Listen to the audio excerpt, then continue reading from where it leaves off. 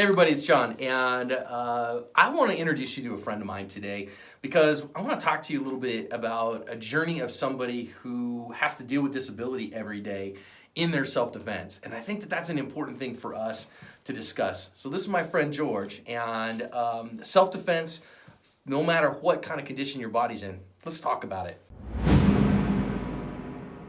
So George, tell us about yourself, man. Tell us. Let's start with your background. So everything started. The story started, right? Really, I mean, one of us did your whole life story, bro. I love you, but when you were in the Army, right? Yeah, at least as far as the disability goes. Yeah. Okay. So you enlisted in the Army. You were an old man when you enlisted in the Army, right? Yes, I turned 30 at basic. No, sorry, 27 at basic. 27 years old at basic. Dang, that's old, bro. Yeah, which is a kind of a mixed blessing because I was older, so I understood what was going on, but at the same time, people see private stripes on you in an old face, and they're like, screw up. Yeah, something's wrong with you. And what was your MOS in the Army? Fuel, 77 Fox. 77 Fox. So you put fuel in heavy vehicles. Yes, because I was a reservist, and I already had a technical, computer sit-down job during the week, and I wanted a manual labor physical job for the 1 week in a month. All right. And I know it was while you were in the reserves that you hurt your back, yes. Right? And that was at Fort Lewis? Fort Lewis, Washington. So what'd you do? We were training to go to Iraq. It was 2003, in February of 2003. We were doing a roadside simulation of a situation, chemical situation, so I put my pro mask on. There was the mud flaps for the truck were put on the floor of the cab, and they should not have been. And I had stated that before they were put there, but I was told put them there specially, so I did. And rank happens. And as I was exiting the vehicle, which was parked on the side of a road, big, large 5-ton truck, side of the road, huge ditch with rocks this big for drainage. My heel of my boot catches on the mud flap hook, and I do a lawn dart out of the truck and into the ditch. Hit the ground. The guys behind me didn't know who I was wearing protective gear, and they're like, that dude's hurt. Because I came up slowly, I crawled out of the ditch, and then passed out on the side of the road. Dang. So yeah. If my Kevlar hadn't stayed on, I probably wouldn't have survived, because it was quite the fall. Well, rocks plus head is a bad thing, right? Yes. But, okay, despite that, you still went to Iraq. Yes. Like, they didn't go, nah, man, your back is messed up. No, I had a 3-day profile. It's the military, right? They told you take some Motrin, take a knee, change your socks, drink some water. Yeah. And then spent a week in the field preparing for Iraq with a Charlie Series radio on my back, which is about this big and weighs a ton. So carried that around for a week. Did not feel good. No kidding. But, you don't complain, unless it's really bothering you, because the military doesn't treat people that are hurt well. Okay, let me say that again. As somebody who's a disabled vet who's dealt with it, when you get hurt in the military, they don't treat you well. I mean, I experienced it from the healthy side and seeing what happened to other people before it happened to me. So I was like, I'm going to tough it up. I'm going to tough it up. So was that basically you just sucked it up? Drink water, drive on. Drink water and drive on. Did a tour in Iraq. Yes. And thankfully made it home from that okay. Mm-hmm. Now, but obviously the back started really giving you a hard time in Iraq. In Iraq, yes. Oddly enough, we had a PT test while in Iraq, and I failed. Just the thing you need while you're serving in Iraq. Yeah. Failed my first PT test, sit-ups portion only, because I could not do it because of the pain. And so my LT called me in, what's going on? You failed your PT test. And I told him, and he's like, well, then you're going to have to go to a doctor. And I'm like, no, I'm fine. Just PT test, no big deal. I'll deal with it. And he ordered me to see the doctor. Mm. And the doctor was like, yo, you're broke. Yes, but not broke enough to leave Iraq. I see. So you're in this weird spot of broken, but not so broken as to leave Yes, Iraq. even though at one time they had me so medicated that I was not allowed to carry my weapon. Awesome. So you're super useful. Yes. Welcome to the military. All my veteran buddies right now, everybody that's watching this is a veteran's like, yeah, that's exactly how it works in the military. That was only about 5 days I wasn't allowed my weapon. I was like, I had to get off that medicine. They had me on a muscle relaxer, and the dosage was so high that I was just loopy. Wow. So, So you finished the tour, came home, yes. and then back at Fort Lewis, they were like, "Dude, your back is a mess." Yes, I was in med hold at Fort Lewis for a couple months. Had radio frequency ablation where they burned off the nerves. Yay, burning nerves. Yeah. Just what you want to hear with the military doctor. And that they told me at the time that'd be probably a 6-month fix. And even during that 6 months, 20 minutes of activity would cause the pain to radiate out Yeah. past where they burned off the nerves. Mm. So, but at least sitting, I could be pain-free. And then you got out after that. Actually, don't know if you want to include this tape, but the doctor that did my surgery scheduled a 30-day follow-up to consider me to see how it went and whether I needed to be medically discharged or not. He went on leave the day after my surgery. I saw a different doctor in his office, his book's office, not his examining office, who did not examine me, just asked me how I felt after the surgery. I said, well, where they went into my back, it hurts, but the nerve areas do not hurt. So he's like, so there's no pain, discharged that day. That day. Look, Boom, you're full. Gone. Oh, dude. Again, as somebody who's been in, like, this is so part and parcel, man. But then, of course, so then afterwards you had to deal with the VA. Which was a fight, and it took a command sergeant major of the Army to intervene, E10 to intervene before I started getting medical care. Wow. If you don't know, guys, the Veterans Administration in Phoenix is like famous for killing people. Yes. Plus, this was long before all of it came out that they were having problems, because this was 04, 05. You're right. And I have friends who have good VA care in other parts of the country. We don't get it in Phoenix. In Phoenix, you're taking your life in your own hands. That's God's own truth. And I'm not trying to be a jerk. That's just honest truth. Seen As somebody who t-shirts deals that with it. say VA giving veterans another chance to die for their country since 1930. Wow. And wow, it's just true. So with all that, George, now, so at some point, now today, from a VA perspective, your disability is complete, man. I'm 100% disabled, but there's no treatment other than medication. So here's some pills, right? It's almost the same thing. Yeah. Drink some water, take a Motrin, carry on, deal with it. Wow. So tell me about your journey as a self-defender. I know, you and I have talked a bunch about that, but talk to us a little bit about when did you decide you wanted to start carrying a firearm for personal protection? Well, I immediately bought one when I got back from Iraq. And then I had some issues where I was intentionally looking for the opportunity to use my weapon. So I decided not a good idea to carry a weapon. So I sold all my guns. Honestly, George, do you think that was a result of the training that says, man, I was looking for it? Or do you think that was just, you were just in a bad spot mentally and emotionally, or a combination? All the above. In Iraq, anybody not wearing the uniform is a potential threat, and that translated to home. Well, nobody's wearing a uniform at home. So everybody's a threat. Everybody's a threat. But you recognize that, and so you sold I did. it. Yeah, so I sold all my guns, even my long rifles. Okay. And how long was that? It was several years before I bought a gun again. And what made you decide to get back into personal protection and defensive carry? One, I'd undergone a lot of treatment for my PTSD and my hypervigilance, and I got to the point where I felt I could carry safely again without, being Rambo, wanting to find somebody, wishing somebody would. Yeah, instead of wishing for it, just being ready for it. And so I bought many rifles. 2 rifles, a shotgun, and 2 pistols, in 1 week. Yeah. Yeah. Time to go. It's funny. So those of you who know me, I carry a VP9, but I carried a Glock 19 for a bunch of years. George is actually the guy that bought my Glock 19. Yes. And so you carry the Glock 19 that I carried for 4 years, which is a great gun. I'd buy it back from you in a minute. It's a fine gun. Set up right.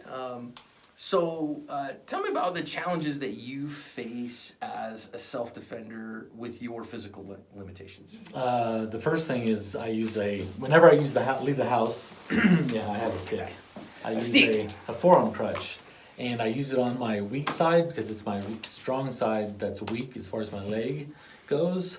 And so unlike the John Wayne movies, you're supposed to use your crutch on the opposite side. You go forward when you step with it, not on the same side, which creates a false limp. So you actually limp less and it hurts your body less if you use it on the opposite side. But anyways, that's kind of here or there. But because it was on my weak side, which is where you would normally carry a knife, that was a problem. So I had a lot of gear on my right side. Extra magazine on my right side, pocket pistol on my pistol on my appendix, on the side, knife, and towards the back. Everything's got to be away magazines. From where you're Yeah, because this hand's useless. Yeah. Somewhat. What's the acronym? SHTF? I don't know what this is. Yes. It has to be safe for work. When things go bad. When things go bad. When the balloon goes up. You're going to do things that are going to hurt. Sure. In situations where you wouldn't do things otherwise. So, I'd probably just let the crutch go. Or use it if need be as a weapon. Right. And then I had my bag that I wanted to carry, but that would be carried on my weak side, naturally. That's where, you don't want it in the way of your pistol. But then my crutch is constantly hitting it, so it couldn't really go there. So now I'm swinging on my back, but it's wanting to slide around all the time. And it's just, my back isn't where I want any weight at all, hitting, bouncing against my lower back, which is where my injury is. So I ended up just not carrying the bag. But I think it's interesting that even though, I know a lot of people who are disabled who are like, well, because of all these problems, then I'm not going to carry anymore. But you've chosen instead, no, I'm going to carry. Yeah. What made you go that route? Well, force multiplier. I'm physically disadvantaged, even though I've had training, because the right side of my body, the shoulder and leg and my lower back is weak, and gets hurt very easily. So, force multiplier. Got to have some ability to protect yourself. To keep people at range if they are already at range. And if they're in close, then you do what you got to do. Well, and of course, as somebody who is visibly disabled, because you have your forearm crutch with you all the time, that makes you a more likely target.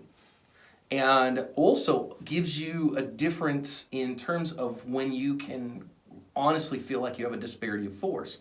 Somebody punching me in the face or most people in the face is one thing. Somebody punching somebody in the face who's had multiple back surgeries and that could be deadly to them is something different when they have an objective reason for that to be deadly force. Sure. So it's a different place where deadly force is authorized in some respects, right? So could be if people take that into consideration. Right. Well, and I think you're in a unique spot as well because you're a stay-at-home parent. Yes. Right? So you're around your girls all day and when you guys go out and all those things. So you're not even like sitting in an office away from the family all the time. You always have your family to defend. Yes. And how does that work with you, with your kids, in terms of having firearms in the house? Well, I have a pistol safe that's biometric next to the bed where I keep my guns locked at night when I'm sleeping. And I've got 2 stand-up safes in opposite ends of the house that are also biometric that only me and my wife can open. Gotcha. They're not theft safes. They're keep the kids out safes. Hey, look at that. He keeps his firearms safe from his kids. Shocker, right? Good stuff. Yeah, they're always locked up. They're either on my body or locked up. They don't ever get put down, period. So, and I keep the long rifles in the 2 separate locations. One's in the garage, one's in the master bedroom, so that either direction we had to go, if someone were to enter the house from the front or the back, we'd be retreating towards something, towards a force multiplier. So do you feel like your particular physical situation makes you think about your verbal skills more and your ability to talk people Certainly down? Should. I haven't taken that into consideration as much as I possibly should, although I've, in the past, I was a late bloomer as far as my size goes. So in high school, I was late small. bloomer. George and I are sitting here giving each other a hard time about being, maybe shall we say, fluffy. Yeah. 250 pounds now and almost 6 feet tall. But in high school, I was, 140 pounds, 150. And most of the guys around me were much bigger. So, and I had a mouth on me. So Shocker. When things got up, I had to be able to escape those situations or possibly take a beating. So I was pretty good at talking for the most part. Yeah. So I think, again, when you can't run, right, you got to have the ability Sure. to either bring it down or stop it where it is, you know what I mean, and defend those Yeah, boundaries. 'cause So flight is limited. Especially if you're with your family, you got a 4-year-old. They're not going to be able to run either. Right. So Right.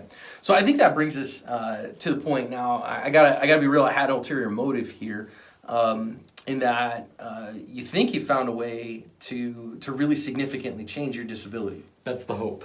The Army, I'm not a surgical candidate for them. They use a knife, so they say that they would create more scar tissue than they would repair. And the VA is inept and will kill you. Yes. Plus, they won't let me go to an outside doctor because they say treatment's not an option as far as what they will treat. And keep seeing commercials for a laser spine institute that uses laser, does not go through the muscle, and so creates extremely limited scar tissue. So I gave him a call, and I'm on my wife's insurance, which the VA uses, Of course. to supplement their cost, which also in a roundabout way helps me because the family deductible is partially met by my VA treatments. But at the same time, it's not the best insurance. It's a C plan, or I guess they call it bronze plan, not a C plan, but a bronze plan. So anyways, so it's a HSA account applicable plan, and I contacted them, and the surgery without insurance, if I was to just pay cash, would be over $22,000. With the insurance, it brings it down. Plus, if I do it before the end of the year, probably tax reasons for them, they would give me an additional $5,000 discount, which after insurance and the discount, my final cost is $9,600. $9,600. And listen, here's my ask to you. Okay, so this is an ask, is that this guy's not just a veteran. I mean, he's a disabled veteran, but an Iraq veteran as well. And it's one of the things that frustrates me the most is you feel like you enlist in the military, and your country sends you off to die, and then they kind of regret that you didn't.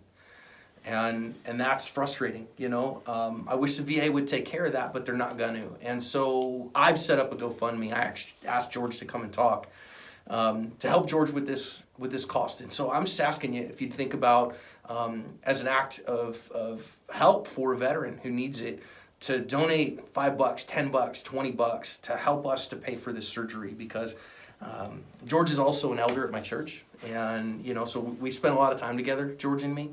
So we serve the Lord together, and we're veterans together. I love giving him a hard time because Army dudes, right? Maybe. Yeah, right, man. But they think there's a good chance that this is really going to help you. Yeah, I'll find out more. They looked at my MRI from the Army, and I've got 3 pre-op appointments before the operation, which is already scheduled in December, and then post-op. And they're going to tell me during those pre-op situations what my chances of relief and how much relief I'd be able to get from this. And they're going to do a new MRI, but just looking at the old MRIs, they think that they can pretty much put my back to normal. It'd be an incredible thing, Dude, to be able to be healthy again. As a guy who's had 2 surgeries on his back, the prospect of your back is back to normal would be... Yeah, I used to be a backpacker. I used to referee roller hockey for the YMCA. Right. I used to, do things. Yeah. And now I live vicariously through television and video games in my chair.